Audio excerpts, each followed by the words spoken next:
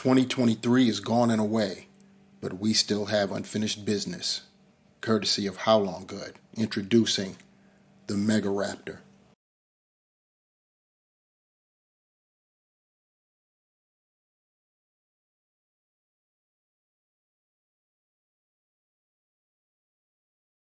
Hello and welcome to Ruckosaurus Rex, the channel where we review and discuss all things dinosaur and other prehistoric animals. Happy New Year to everyone. I hope your holiday season was wonderful. Mine was great. Took that time off to regroup, and now we're in the new year. It's time to get back at it.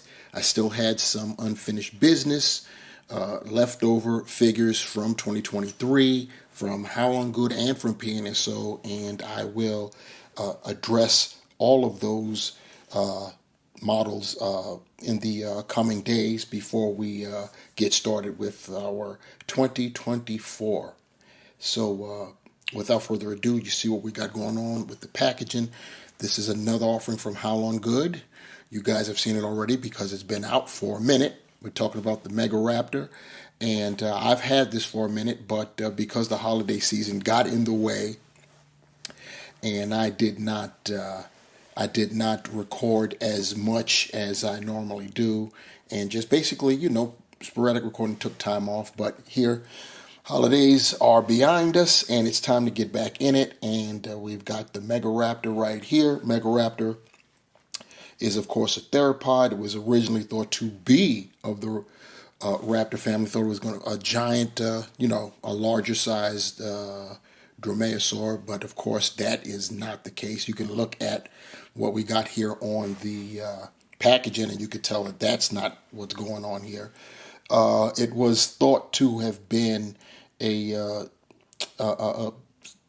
in the Allosauride family, but later studies have now they've got it. They don't really know what to classify this. They've got it within two categories these days. One of them is a Tyrannosauroid category. So one thing we do know, or two things I should say, it was a theropod and it was a flesh eater. It was in the late Cretaceous, 85 to 93 million years ago. It is estimated to be between 20 and 26 feet long. So it was decent size, pretty nimble, and it was probably a terror for whatever it preyed upon. Anyway, as far as our packaging, you see what's going on with Haolonggood. As always, they offer two different paint variants to their models. We've got a brownish variant, and we have a green style variant there. At the top of the packaging, we've got some more of Haolonggood's past offerings. They've got more than this, but they can't put them all on the box this size. The box isn't very large, and it's repeated. The front is repeated on this side as well. And now that we've got our Megaraptor on our rotating base, the first thing that stands out to me, besides how nice the model is, of course, is the pose. This running pose is one of the more dynamic poses that you'll ever see, especially for a model that doesn't have a base. When you put in poses like this, a lot of times they need to be on a base with a peg in the leg to make sure that they remain standing sturdy. But this guy right here, totally standing on his own. The balance is just correct. The feet are not oversized. So that left foot that's planted firmly on the ground, which is the total weight bearer of this model, because you see the majority of the weight is at the front end, just right above where that left leg is, and the right leg is fully extended, and it's touching the ground. That the middle toe is touching the ground, but that's it. So it's very nice when we can get a nice dynamic running pose like that. There are only but so many poses you can put these critters in, especially when it comes to bipedal models, because they only have the 2 feet. So, it's very limited, especially if you're trying to avoid playing the tripod game and have the tail act as a third leg. So this is great. As you can see, I've got the green version of the Megaraptor, and very nice coloration there. It's the model is 9 inches long, so that estimates in terms of the scale.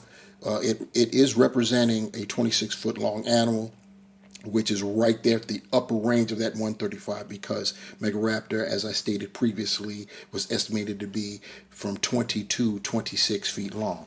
So this is representative of a 26-foot long animal, and yeah, that's a pretty decent size for a predator back then. It wasn't the largest, mid-sized carnivore, and that's good enough. It was quick, so it definitely was able to catch its fair share of prey.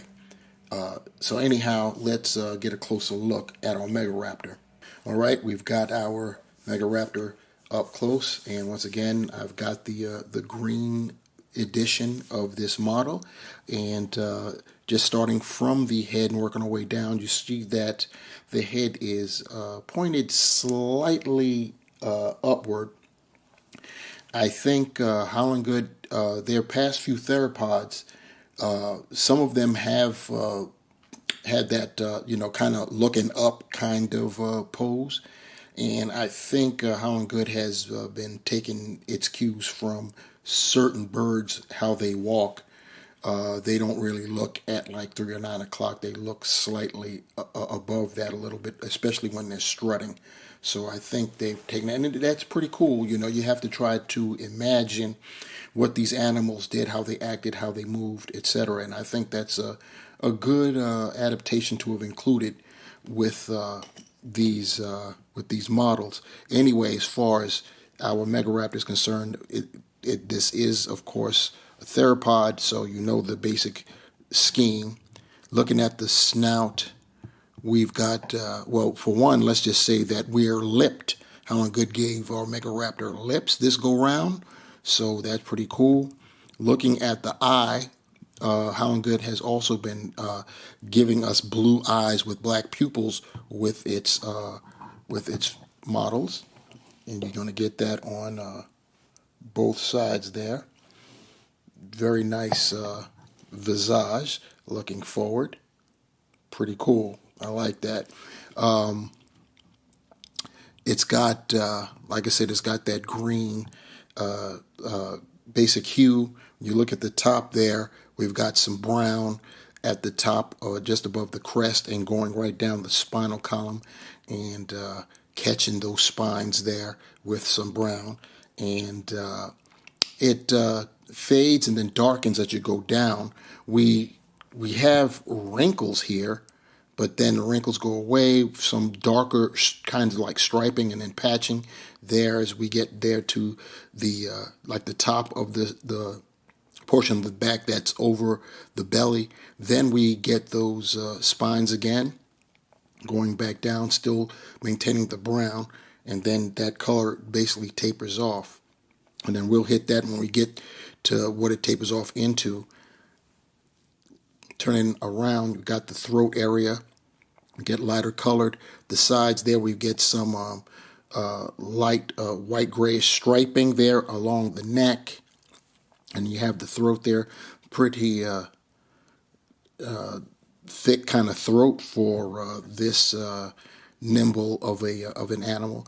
Our jaw is articulated, so I'll get that open. It can open to about that, so not very wide. Don't try to force it. I went easy on it to try to get it as wide as I could. That's about the widest you'll get that maw open. And the teeth are looking pretty nice in there. See if we can get a look on the inside. This is always fun to try to do because of the, how it is. So hopefully we can see what's going on in there. Hopefully you guys can see it, top and bottom. The teeth are very nice, looking, inside, I'm looking to see it's painted. It the nice wet look, and it does have the nostrils are sculpted in there. Hopefully you guys can see that. It's difficult for me to tell if you can see it because I'm looking through my viewfinder, and of course the viewfinder is only about 3 inches long or in diameter. So hopefully that translated well. Anyway, going down, that more of that green and the white striping, as you can see, and then of course it gets lighter green, almost olive, and then we get some greenish, like beige color for the belly, and some nice skin stretching there for that right leg as it leapt off while the left leg planted down. And then as far as that hind leg is concerned, you've got some the striping there, some dark stripes, and nice thick calf muscle right there. So this was a very tough. This animal was pretty quick. You can see that. Then you've got looking at that foot, you got the scoots there, and then of course the toes painted kind of black. Forelimb, we didn't forget about you. You see that it's green. We've got some dark washing going on there, and we've got the 3 claws. Take note of that first claw. We would call it our index finger. Is nice and long there, longer than the other 2 in comparison. So that's pretty cool. That is pretty accurate at what we know of Megaraptor. Going down, more of that green, and then we've got the darker type of striping going right there, and it lightens up as we go underneath. Then as we go back, remember I had stated how that brown just ended, and now we've got more of that grayish white striping going about 3 stripes deep. Then it gets solid and it begins to get darker as the tail tapers. Flipping it to the other side, not much more going on, more the same. And of course we've got the left leg that is planted, bearing all the weight, looking pretty nice there. And of course the forelimb and the neck and everything else. And setting our Megaraptor down. That's how it goes down. Now let's take a look at Megaraptor compared with some of Haolonggood's latest theropod offerings. We'll kick it off with the Allosaurus. Next we have the Haolonggood Carnotaurus. And this is a nice looking scene right here. Here we have Daspletosaurus looking real good there. Our Dilophosaurus pair. And finally, the last Haolonggood model that I reviewed, we've got the Baryonyx. So wrapping this one up, the Haolonggood Megaraptor, 135 scale. Very nice model. I am very pleased with this. I love the pose. I'm always happy to get new dinos, of course, but when you can get them in nice dynamic poses like this, and they stand on their own, it is a definite plus. As always with Haolonggood, their models come in 2 different color variants, usually a brown and a green, somewhere in those color schemes. I opted for the green this go round, and I think I chose well. We couldn't have gone wrong either way, but I preferred this one. Looks very, very nice. I've got a lot of green accessories there for my Dio. So, you get the idea that the Megaraptor can blend in with its surroundings, which, of course, totally assists with hunting. So, that's all good. 9 inches long. It is definitely 135 scale, as it represents a 26-foot long animal, which is the top range that Megaraptor was estimated to be. Like I said, the color is nice. Haolonggood is really, they're really spot on. They're on point with their herbivores, and they still need some work on their predators, but they're coming along. They are coming along. Megaraptor here has got lips, so that's also great. As you guys, if you've been rocking with me, you know that I'm on Team Lip now. So that looks very, very nice. The aesthetic of having lips. I'm definitely sold on that. And yeah, Haolonggood has also gotten pretty decent. They've really thrown their lot in with these mid-sized carnivores. So, the models aren't going to be that large, but they still managed to make them pretty accurate, definitely detailed, and with their color schemes, absolutely beautiful. So, yeah, that'll do it for this review.